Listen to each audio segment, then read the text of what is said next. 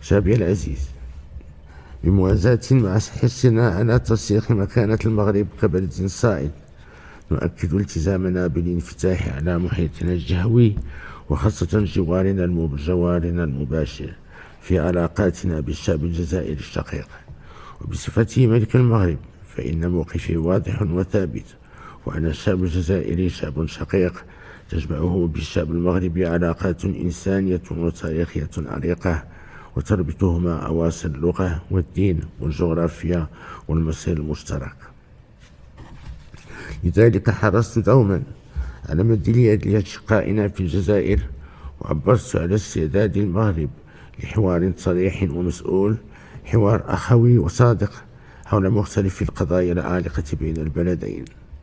وإن التزامنا الراسخ بيد ممدودة لأشقائنا في الجزائر نابع من إيماننا بوحدة الشعوب